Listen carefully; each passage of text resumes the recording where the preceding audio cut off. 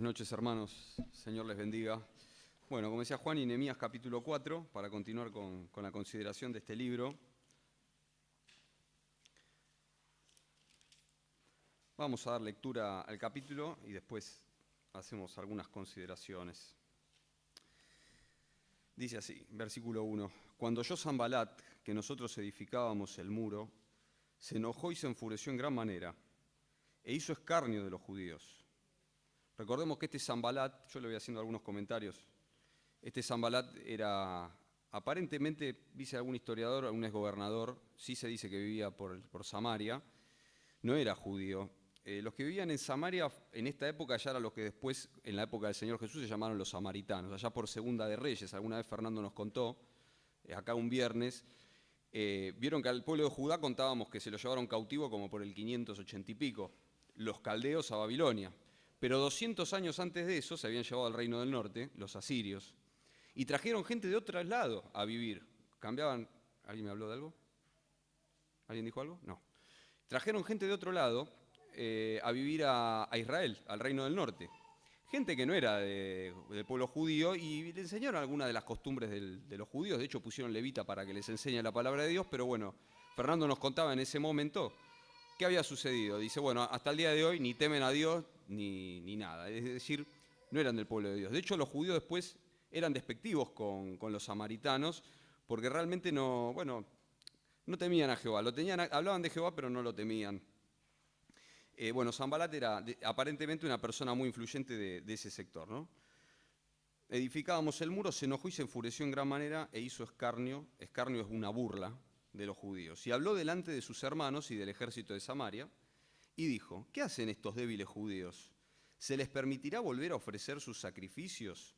¿Acabarán en un día la reedificación del muro, ¿no? ¿Resucitarán de los montes, del polvo, las piedras que fueron quemadas? Otra traducción dice, ¿se les va a permitir edificar y terminar en un día solo porque ofrezcan unos pocos sacrificios? Y estaba junto a él Tobías, amonita, el pueblo de Amón, igual que Moab, descendientes de Lot, el sobrino de Abraham, estaba al este de Judá, era un pueblo limítrofe, por lo general bastante hacían oposición y eran enemigos de Israel. Tobías amonita, el cual dijo, lo que ellos edifican del muro de piedra, si subiera una zorra lo derribará. Es decir, va a ser, lo que están haciendo no sirve para nada, ¿no? Oye, oh Dios nuestro, dice Nehemías, que somos objeto de su menosprecio, y vuelve el baldón de ellos sobre su cabeza, es decir, que lo que ellos dicen de nosotros les pase a ellos. Y entrégalos por despojo en la tierra de su cautiverio, que los lleven a una tierra extraña en cautiverio como nos pasó a nosotros, está diciendo. No cubra su iniquidad, ni su pecado se ha borrado delante de ti porque se airaron contra los que edifican. Se airaron contra los que edifican. Edificamos pues el muro y toda la muralla fue terminada hasta la mitad de su altura porque el pueblo tuvo ánimo para trabajar. Pero aconteció que oyendo Sanbalat y Tobías y los árabes, los amonitas y los de Asdod, Asdod es una ciudad muy importante de Filistea, al oeste de Judá, que los muros de Jerusalén eran reparados, porque ya los portillos comenzaban a ser cerrados, se encolerizaron mucho, se enojaron. Y conspiraron todos a una, es decir, al mismo tiempo, se pusieron de acuerdo, para venir a atacar a Jerusalén y hacerle daño. Entonces oramos a nuestro Dios y por causa de ellos pusimos guarda contra ellos de día y de noche.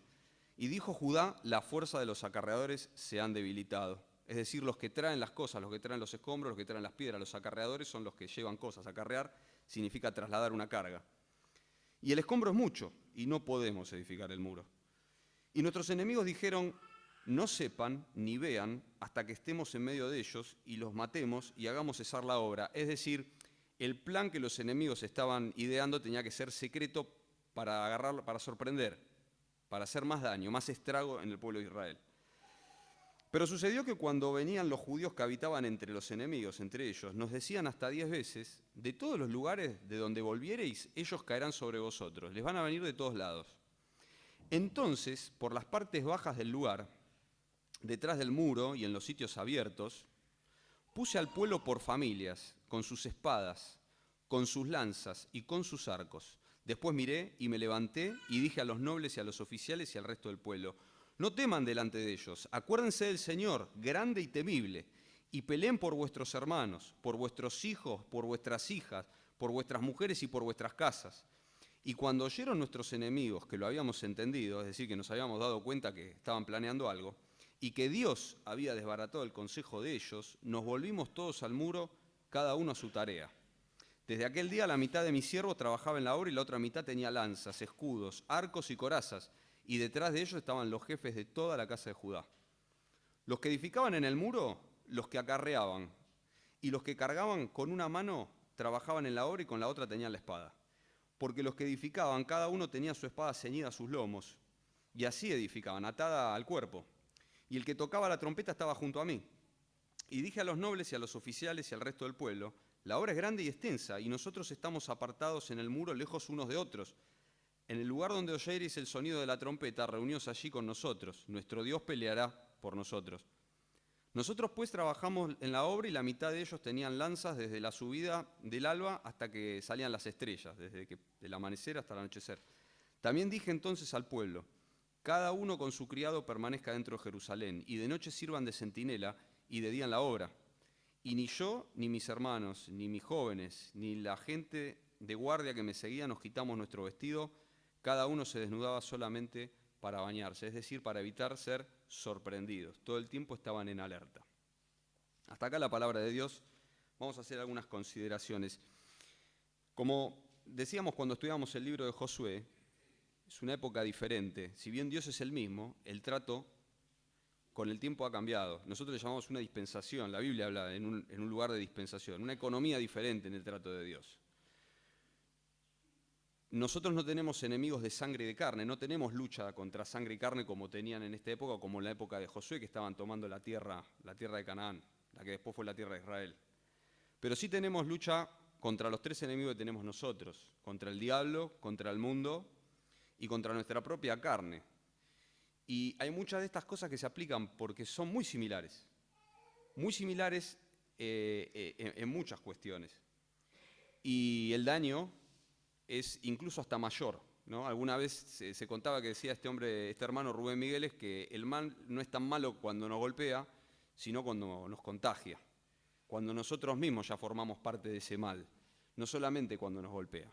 Entonces, estos enemigos como Sanbalat y Tobías son un poco diferentes a los enemigos de Canaán que veíamos en Josué. Los enemigos de Canaán eran como enemigos más directos, más abiertos. O sea, si los veían, se iban a enfrentar. Siempre estaban haciendo guerra. Estos son medio unos enemigos condicionales. Si estás siguiendo la corriente de este mundo, está todo fenómeno conmigo. Ahora, si querés levantar la muralla, que es símbolo, como se nos dice, de dónde es adentro y dónde es afuera, entonces vas a tener problema conmigo, dice este enemigo. La muralla que estaba derribada no se sabía dónde era adentro y dónde es afuera. Son límites. Cuando nosotros empezamos a levantar límites espirituales y decir a esto Dios le gusta, a esto Dios no le gusta, ahí aparecen enemigos que no sabíamos de dónde aparecían. A mí me traía a la memoria cuando yo conocí al Señor, cuando me arrepentí de mis pecados, hace unos 14 años, yo empecé a tomar decisiones para acomodar mi vida. Y hay gente que, yo creo, no lo hace con mala intención, hermanos. Tenemos que entender que el diablo encuentra en las personas el lugar suficiente para hacer daño. Algunos son adoradores de Satanás, nosotros lo escuchamos por internet, lo vemos por la tele, algunos son manifiestos, ocultistas y adoradores de Satanás, pero las personas que no lo son, pero no son del Señor y no le temen, pueden ser funcionales al diablo. De hecho, hasta Pedro lo fue. Le dijo, de ninguna manera te acontezca esto, le dijo al Señor Jesús, ¿cómo vas a ir a la cruz a morir? Y el Señor lo reprendió y le dijo, apartate de mí, Satanás. Cuando uno no pone la mira en las cosas del Señor y las pone abajo, termina siendo funcional al diablo, para con uno mismo y para con los demás.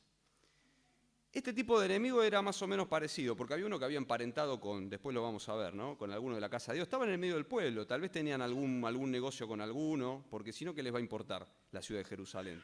Comerciaban. Cuando Jerusalén empezó a hacer la voluntad de Dios, ahí empezaron los problemas. Como les contaba, cuando yo conocí al Señor y me empecé a arrepentir de mis pecados, yo estaba de novio con la que hoy es mi esposa, con Romina, y bueno, yo tomé una decisión muy fuerte, yo que en algún momento lo conté, pero tal vez algunos no lo escucharon. Yo estaba seguro que me había arrepentido de mis pecados y que no quería seguir de otra manera, y ella todavía no había tomado una decisión, y fue un periodo de tiempo bastante duro.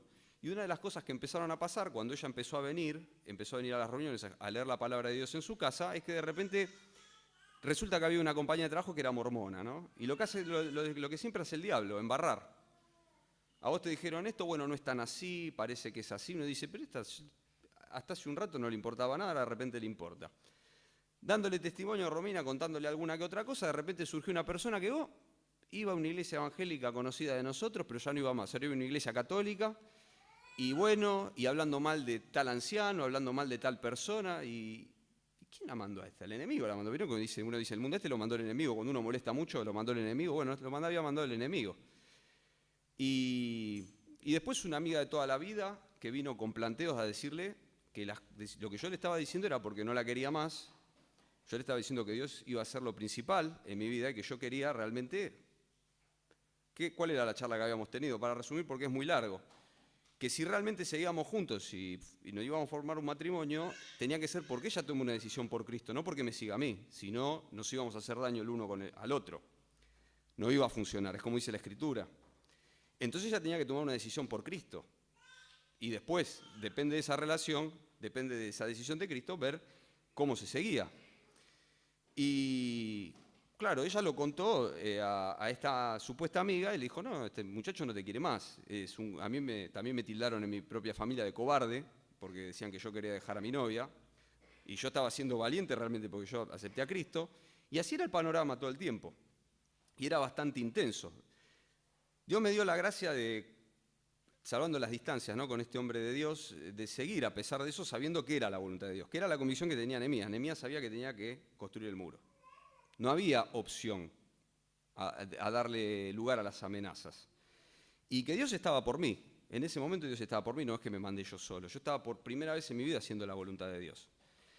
Y bueno, se levantaron todos estos enemigos, que después, así como se levantaron por la gracia de Dios, desaparecieron. Como desaparecieron, el pueblo de Dios persistió, estos enemigos no se supo más nada. Me acordaba cuando Dios le responde cuando llevan las cartas a Isaías con este rey Ezequías y le dice, no será, le dice. Lo que dice ahí, no será ni prevalecerá. Y cómo ora Nehemías acá, ¿no? Es raro, cuando uno lee esto, dice, ¿cómo un hombre de Dios está orando así? Que se lo lleven en cautiverio, no cubra su iniquidad, no los perdones, dale lo que merecen. Eso también tiene que ver con la época en que vivimos. Nos hace acordar al Sermón del Monte, cuando el Señor Jesucristo en Mateo capítulo 5 dice, ¿oíste que fue dicho? Amarás a tu prójimo y aborrecerás a tu enemigo. Pero yo les digo, amad a vuestros enemigos, orad por los que os persiguen, dice, para que seáis hijos de vuestro Padre que está en los cielos, que hace salir el sol sobre justos e injustos, porque qué mérito tenemos si amamos solamente a los que nos aman. Pero esto se puede hacer con el Espíritu Santo.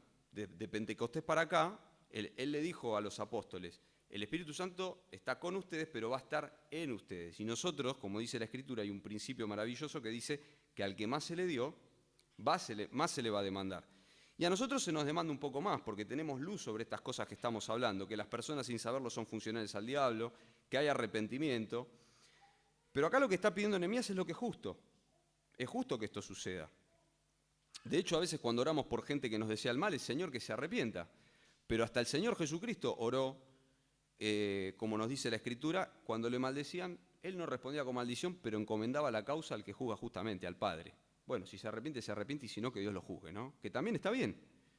Porque la justicia de Dios, hermano, está bien. Y Dios sigue siendo igual de temible, como era en la época de Nehemías, como es ahora. Así de temible es que cayeron muertos de espalda a Ananías y Zafira en la época de la iglesia. Se murieron por mentir contra el Espíritu Santo. Es el mismo Dios temible y misericordioso de todo el tiempo. No es que ahora también es más misericordioso que antes. Pero tenemos nosotros una responsabilidad mayor cuando oramos por los que nos persiguen, por los enemigos. Y esta oración de Nehemías está en contexto, en el lugar, en el tiempo apropiado. Y se airaron contra los que edifican. Qué cosa terrible, ¿no? No se airaron contra los que están haciendo algo malo, no se encolerizaron contra los que... No, se airaron por edificar. Y así como estos enemigos condicionales, cuando nosotros dejamos de seguir la corriente de este mundo, se enojan, les da bronca. Un poquito les da bronca porque se muestra el contraste. Cuando uno empieza a seguir la voluntad de Dios, lo primero que se muestra es que el que está al lado nuestro no la sigue. Y esto como el que está haciendo algo malo y viene otro y le prende la luz. Porque Dios es luz. Cuando uno empieza a hacer la voluntad de Dios, trae luz. Uno va y prende la luz, no, pará que yo estoy haciendo algo malo, apagala, me molesta. Es como enojarse contra el mensajero cuando a uno no le gusta el mensaje. Es esa clase de enemigo.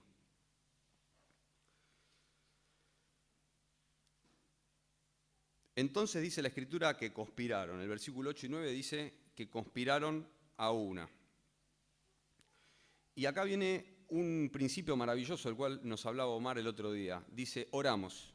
Y después empezó a disponer al pueblo con la espada, empezó a organizarse. Pero primero dice, oramos a nuestro Dios. Dice el versículo 8, conspiraron todos a una para venir a atacar Jerusalén y hacerle daño. Entonces oramos a nuestro Dios y por causa de ellos pusimos guardia contra ellos de día y de noche. Oramos y pusimos guardia. El Salmo 127 dice, si Jehová no edifica la ciudad, en vano trabajan los que la edifican. Si Jehová no guarda, la casa, y si Jehová no guarda la ciudad, en vano vela la guardia. Hay un orden de prioridad, no es que somos unos místicos que oramos a Dios para pasar el examen y después nos vamos a dormir. No, estudiamos también para pasar el examen. O que oramos a Dios para el trabajo y después dormimos la siesta. No, también trabajamos. Ustedes fíjense que es, oramos a Dios para hacer la casa y trabajamos en la casa. Pero si Dios no edifica la casa, bueno, lo demás es en vano, eso es lo que está queriendo decir. Nosotros a veces nos preocupamos primero por la edificación y por cuidarnos, y último lo ponemos al Señor. Y como nos decía Omar el otro día, eso es una afrenta delante de Dios. Además muestra una falta de fe de nuestra parte, ¿no? Una falta, porque Dios es honrado cuando le creemos.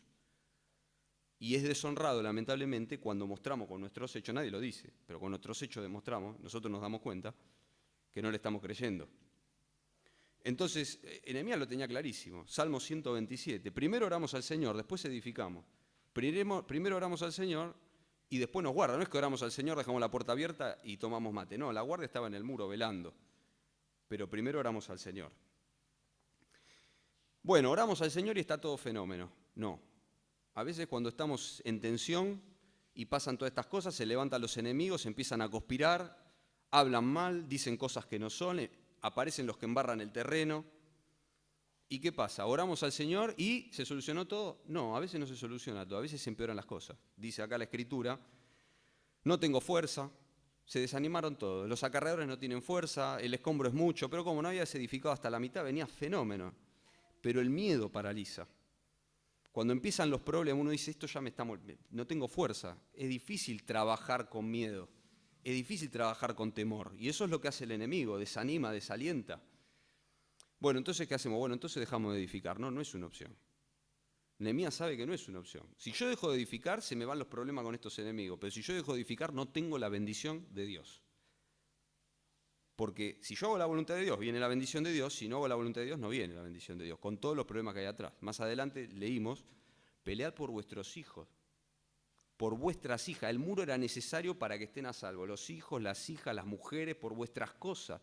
Cuando Dios nos pide algo, el otro día no sé si era Juan o quién nos decía, lo pide porque a Él le gusta, pero además porque nos hace bien a nosotros. Todo lo que Dios nos pide que a Él le gusta, la postre nos hace bien a nosotros. Todo es para nuestro bien. Lo que pasa es que nos cuesta verlo porque tenemos una mente inclinada al pecado. Como somos pecadores, no entendemos la mente de Dios, pero Él nos ha dado el Espíritu Santo para creerle más a Él que a nosotros mismos.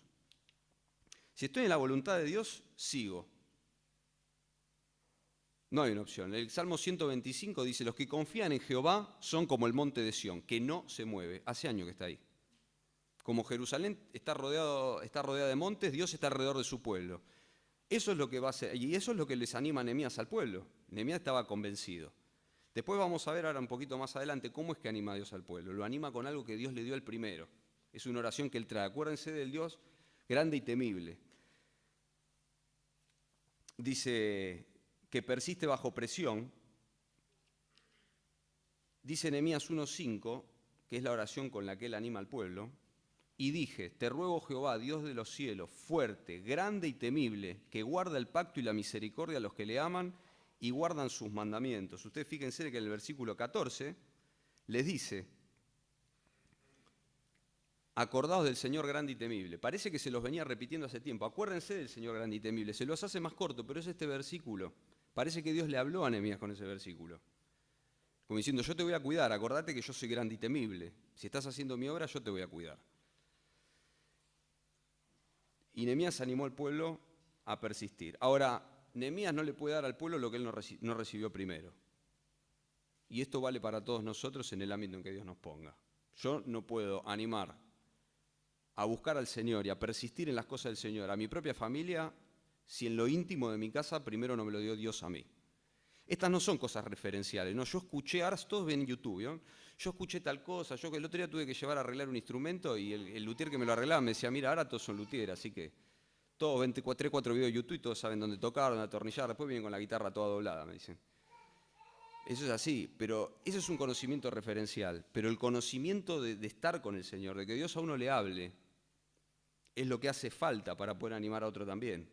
No se puede dar lo que uno no recibió primero. Es lo que hacía Nehemías con los demás. Que Dios nos dé la gracia de ir a buscar del Señor, porque lo necesitamos para nosotros y para los que están alrededor.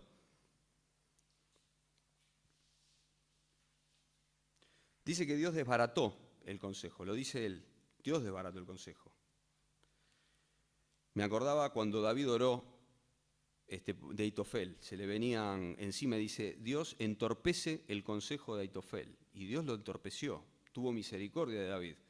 Qué importante esas oraciones, saber cómo Dios obra, porque el terreno del corazón del hombre, ¿quién va a conocer ese tipo de cosas? ¿No? Cuando uno evalúa, en Nehemías no puso, bueno, se nos vienen encima, ¿cuántos somos? Hagan un censo, cuenten las espadas. No, oramos a nuestro Dios, después vemos qué hacemos, ponemos lo mejor que tenemos después. Y Dios peleará por nosotros. Y qué bueno que esto es un tiempo. Dice que después pudieron seguir trabajando, ya con más tensión.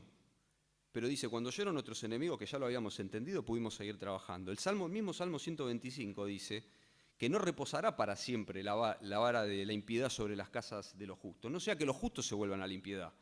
Dice Corintios que Dios no nos va a tentar más allá de lo que podamos soportar. Hay un dicho popular que dice, no hay mal que dure 100 años, ¿no? Ni cuerpo que lo aguante. Bueno, gracias a Dios que Dios sabe cuál es el límite, por supuesto con su ayuda.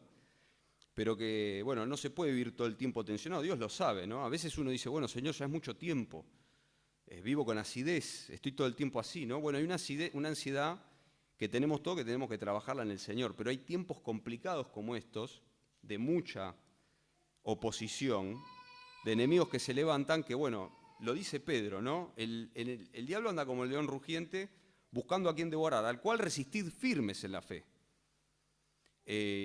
Dice que el Señor Jesucristo, cuando resistió al diablo con la palabra de Dios, lo dejó por un tiempo. El otro día nos lo refería Omar. Es un tiempo y después otro tiempo que Dios permite. Y esto también, hermanos, esto estaba siendo permitido por el Señor. Yo me acordaba cuando el Señor Jesucristo le dice a los apóstoles, el diablo los pidió para zarandearlos como al trigo. Y no dice, y yo le dije que no. Y si yo oré por ustedes para que la fe no falte. Evidentemente, el Padre había decidido que la prueba era necesaria. Y la Escritura dice que es necesario que entremos al reino de los cielos a través de muchas tribulaciones. Y también dice que todo aquel que quiera levantar límites y vivir piadosamente va a padecer persecución.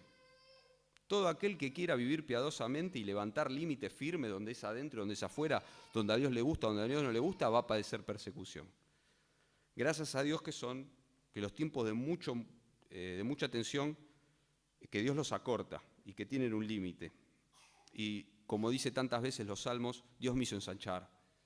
Uno estaba en estrecho y dice David, Dios me hizo ensanchar. Qué maravillosa esta analogía, hay muchas analogías para la vida espiritual. En este caso estamos tomando la del edificio, dice que somos edificio espiritual, edificio vivo, somos piedras vivas que Dios les da forma y las pone en un edificio. Tanto para la iglesia, de la cual cada uno de nosotros convertidos compone, pero también nuestra vida personal. Yo pensaba, qué bendición tener un líder como Nehemías, que tiene las prioridades claras, cómo se beneficia a todo el pueblo. Como dice el Salmo 133, la bendición comienza por la cabeza y baja por las barbas de Aarón y se beneficia a todo el cuerpo. Lo mismo que nos pasa a nosotros, qué bendición cuando los ancianos tienen decisiones sabias, lo vemos acá en la congregación, vemos el clima, pero hermano, dicho con todo respeto, ¿cómo anhelo que Dios bendiga mi casa? Porque es una bendición venir a la iglesia y tener una iglesia conforme a la voluntad de Dios. Gloria a Dios, pero yo quiero que Dios bendiga mi casa también. Yo quiero que Dios me bendiga mi matrimonio. Porque si Nehemías tiene las cosas claras y sabe cómo manejar la espada y me da una espada a mí para que yo esté arriba del muro y yo no sé qué hacer con la espada, ¿cómo voy a hacer para defender mi propia casa? Y con la espada me refiero a la espada del Espíritu, que es la palabra de Dios, hermanos. Porque si los ancianos saben manejar la espada, nos beneficiamos todos congregacionalmente, pero si yo no la manejo y no tengo ese conocimiento de Dios, no de acordarme texto de memoria, sino tener ese conocimiento personal, de decir, este pobre clamó y le oyó Jehová y le libró de todas sus angustias, ¿cómo Dios va a bendecir mi hogar? ¿Qué? ¿Porque voy a la iglesia de ancianos piadosos? Seguramente que me voy a beneficiar de la palabra de Dios, me voy a beneficiar del trato de los hermanos, me voy a beneficiar de esto que pasa acá, que es donde toquen trompeta van a estar todos para orar por mí, como los martes, gloria a Dios por eso. Pero Dios no va a bendecir mi negligencia personal en mi casa, por más que los ancianos de la iglesia donde me congrego sean piadosos, no la va a bendecir. Si yo tomo mate, por así decirlo, como una forma de tomar mate está bien. Digo, soy negligente espiritualmente en mi casa respecto a la palabra de Dios, respecto a la oración. No importa que me congregue en la iglesia de los mejores ancianos, los mejores aprobados por Dios. Si yo personalmente no trazo límites claros en mi muro de mi vida, dónde es adentro, dónde es afuera. Si no digo, oh, cuánto amo yo tu ley, o por lo menos que me importe, decirle, Señor, mirá, no me importa tu ley, te pido que me importe, te lo pido por favor. Hablo con los hermanos y no se me cae un texto. Hablo con los demás y lo único que tengo para hablar son de otras cosas, pero no conozco tu palabra. ¿Cómo Dios va a bendecir mi vida por más que vaya a la mejor iglesia del mundo? No la va a bendecir. Necesitamos, hermanos, ser diestros en la espada. En lo que Dios nos permita. Algunos conocimos al Señor de grande como yo, pero en lo que Dios permita pasar tiempo con la Escritura, y pasar tiempo con la Escritura no como el diario o no como un libro de texto que uno estudia en la facultad, sino para conocerle, para decirle, para conocer cómo Dios piensa, para conocer lo que le gusta, para poder levantar ese muro, que me va a proteger a mí, va a proteger a mi familia, a mi casa, a los que están a mi alrededor. Es el Dios personal, es el Dios de la congregación, era el Dios del pueblo de Israel, pero es el Dios personal, es mi Dios. Contaba Jorge, él decía, cuando el policía tiene un hecho delictivo y hay un enfrentamiento a tiros, dice, che, hay un hecho delictivo, vamos al patrullero, pará que tengo que ir al polígono a practicar. Y va al polígono a practicar. No, es urgente. Por lo general el diablo no pregunta para venir. A lo sumo le pedirá permiso a Dios como conocemos que lo hace en la Escritura, pero a nosotros no nos dice, no le podemos decir, che, vení el mes que viene que me falta leer un poquito, ¿viste? Y tener más comunión y más oración con el Señor. El problema viene ya. Entonces tenemos que estar preparados. El policía tiene, ustedes saben que los que tienen portación de arma tienen la obligación de ir una cierta cantidad de veces al polígono de tiro para tener puntería. Una regularidad. Mínimo, ¿no? Y después pueden ir más. Y un poco tenemos que ser diestros con la palabra, porque cuando necesitamos que el Espíritu tome los textos y estamos frente al problema, no podemos empezar ahí. Ya tenemos que estar diestros en el uso de la palabra. Dice la Escritura, los que por el uso tienen ejercitados los sentidos en el discernimiento del bien y del mal.